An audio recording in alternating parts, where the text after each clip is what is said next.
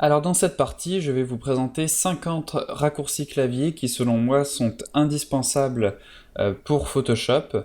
Donc c'est vraiment des raccourcis clavier que j'utilise tout le temps. Bien sûr, il y a des gens qui n'aiment pas les raccourcis clavier. C'est sûr que des fois on peut être un peu extrême. Il y a des gens qui font absolument tout en raccourci clavier. Les 50 que je vais vous présenter là, c'est vraiment ceux dont je trouve il est vraiment difficile de se passer. Il y en a à la fin aussi qui sont des raccourcis clavier un peu plus avancés, qu'on utilise peut-être un peu moins souvent, mais qui sont vraiment pratiques pour faire des opérations assez précises. Donc on va commencer avec les raccourcis clavier pour les outils. Donc là, on va faire toute la barre d'outils ou presque avec les raccourcis clavier. Donc on a V pour le déplacement, donc c'est l'outil que j'ai actuellement. Ensuite, on a M pour le rectangle de sélection, L pour le lasso, W pour la baguette magique, donc pensez à wand, qui est le mot anglais pour dire baguette. C pour recadrage, donc C pour crop, qui est le mot anglais pour recadrage également. I pour la pipette. J pour les outils de correction, donc correcteur. B pour le pinceau, donc B qui vient de brush, qui veut dire pinceau en anglais. S pour tampon, qui vient aussi du mot anglais clone stamp tool. Ensuite, on a E pour la gomme, comme eraser, donc qui est le mot anglais pour gomme. G pour le pot de peinture. O pour la densité. P pour la plume. T pour le texte. A pour la sélection de tracés. U pour les formes. H pour les mains, donc pour la main en fait, puisqu'il n'y en a qu'une. Z pour le zoom. Et ensuite, on a deux petits raccourcis clavier qu'on a vus dans les parties d'introduction, mais je vais les réintroduire ici. C'est donc la barre d'espace pour la main, donc qui nous permet de déplacer notre espace de travail, et contrôle barre d'espace pour le zoom. Donc c'est en fait une façon d'accéder à la main qu'on avait vu avec H, et le zoom qu'on a vu avec Z, et bien on peut le faire directement avec barre d'espace pour la main et contrôle barre d'espace pour le zoom. Ensuite, on a les raccourcis clavier pour les couleurs. Donc quand j'ai des couleurs ici, par exemple du vert et du bleu, on va mettre. Si je veux revenir aux couleurs par défaut, donc le noir et le blanc, j'ai le raccourci D qui me permet de revenir directement avec le noir et le blanc. Donc c'est pratique quand par exemple vous étiez en train de peindre, donc vous avez des couleurs en premier plan et en arrière-plan, et vous voulez rapidement peindre un masque, et bien il faut revenir pour cela à du noir et du blanc pour pouvoir peindre votre masque. Et bien avec le raccourci D, vous pouvez revenir très rapidement à ces couleurs par défaut.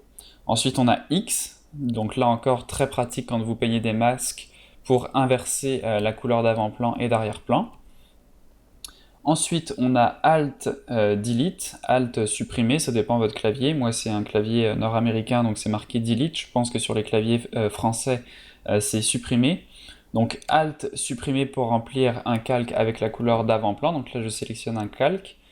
Donc ça remplit le calque de noir puisque c'est ma couleur d'avant-plan actuellement. Et si je fais CTRL supprimer, ça va être cette fois-ci avec la couleur d'arrière-plan. Donc là, du blanc.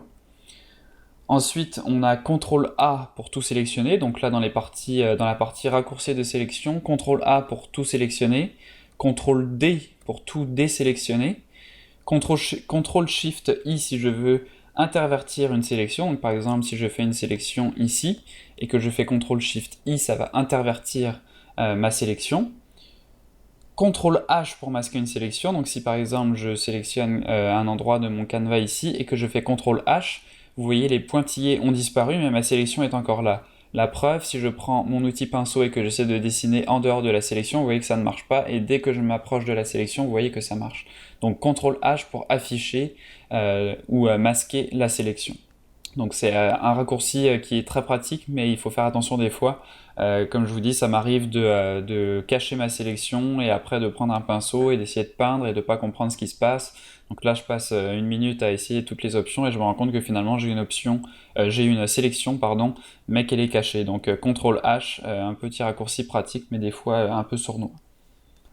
Ensuite, dans les sélections toujours, on a CTRL-clic sur un calque, donc sur la vignette d'un calque en fait, qui va nous permettre de sélectionner le contenu du calque, donc CTRL-clic sur la vignette. Ensuite, dans les calques de réglage, on a CTRL-L pour les niveaux, CTRL-M pour les courbes, CTRL-U c'est pour la teinte saturation, et CTRL-B pour l'outil balance des couleurs. Donc c'est les 4 qui sont accessibles par raccourci clavier, ça tombe bien puisque c'est 4 calques de réglage qu'on utilise vraiment souvent. Ensuite, pour les calques tout simples, donc pas les calques de réglage mais les calques ici, on a CTRL-SHIFT-N qui nous permet d'amener la boîte de dialogue ici qui nous permet de créer un calque en lui donnant directement un nom. On a CTRL-SHIFT-ALT-N qui cette fois-ci va créer un calque directement en l'ajoutant en haut de la pile de calques sans nous demander au préalable le nom du calque. On a CTRL-J qui nous permet de dupliquer un calque, donc si je fais CTRL-J, vous voyez que le calque qui était sélectionné a été dupliqué. Pour ceci, je peux aussi faire Alt-clic, donc si je fais Alt, que je clique, là vous voyez que mon curseur change par la même occasion d'icône et que j'ai 2 petites flèches l'une à côté de l'autre, donc ça indique que si je clique avec la touche Alt enfoncée, je vais dupliquer mon calque. Donc c'est vraiment la même chose que CTRL-J, mais c'est juste un peu plus interactif. Ensuite, on a CTRL-E, donc CTRL-E, ça nous permet de fusionner le calque actif avec le calque d'en dessous. On a CTRL-G pour créer un groupe de calques, donc si je sélectionne plusieurs calques et que je fais CTRL-G, ça crée un groupe qui contient les calques qui étaient sélectionnés. Et ensuite, on a Alt-clic sur l'œil d'un calque, donc l'œil d'un calque, ça me permet d'afficher ou de masquer un calque. Si je fais Alt-clic sur l'œil, ça me permet de masquer tous les calques sauf celui sur lequel je clique. Donc c'est très pratique pour isoler rapidement un calque. Ensuite, dans la partie divers, donc là j'ai plein de raccourcis clavier qui ne sont pas forcément reliés à des outils ou autres. On a tabulation, donc tabulation ça nous permet de cacher toutes les barres d'outils, donc c'est pratique si vous voulez avoir l'espace de travail un peu plus libre. On a dans la même gamme Shift tabulation qui nous permet uniquement de cacher les barres ici à droite, donc c'est comme un tabulation mais un peu moins violent. Ensuite on a F qui nous permet de naviguer entre différents modes de plein écran. Donc là, la première fois qu'on appuie sur F, c'est Photoshop qui est en plein écran, mais on a encore les barres d'outils. Si j'appuie une deuxième fois sur F, là j'ai toutes les barres d'outils qui disparaissent et c'est uniquement mon canevas qui est en plein écran. Si je rappuie une troisième fois sur F, je reviens au départ, donc avec Photoshop qui n'est plus en plein écran. Ensuite, quand on a des boîtes de dialogue, donc par exemple si je prends l'outil teinte saturation ici avec le raccourci CTRL-U, imaginons que je change mes valeurs ici. Si je veux réinitialiser les valeurs par défaut, alors il y a deux façons de faire. Soit je peux le faire par valeur distincte, donc en double-cliquant sur le texte. Donc là par exemple je double-clique sur teinte et vous voyez que la valeur de la teinte va revenir automatiquement à 0. La deuxième façon c'est de faire Alt et de cliquer sur le bouton réinitialiser ici. Par défaut vous voyez que c'est marqué annuler. Si j'appuie sur Alt et que je maintiens Alt enfoncé, vous voyez que le texte change et c'est marqué maintenant réinitialiser. Et donc ça va réinitialiser toutes les options ici de mon outil teinte saturation à leur valeur par défaut. Donc double-clic pour remettre une valeur en particulier à sa valeur par défaut et Alt réinitialiser ici pour remettre toutes les valeurs à leur valeur par défaut. On a aussi dans la même veine ici la possibilité de bouger le curseur donc en cliquant et en glissant sur le texte directement plutôt qu'en allant cliquer sur le curseur. Et on peut également faire Alt, clic et glisser sur le nom du paramètre ici pour déplacer plus lentement. Donc là vous voyez que si je fais juste cliquer glisser ça va assez vite. Si je maintiens Alt, vous voyez que c'est un peu plus lent. Et si je maintiens Shift, ça va être très rapide. Donc vous voyez qu'en un petit déplacement comme ça, je passe très rapidement de la valeur minimale à la valeur maximale. Double-clic sur le nom pour réinitialiser comme on l'a vu. Ensuite, on a un petit raccourci clavier très utile pour naviguer dans les documents, donc c'est CTRL-Tab.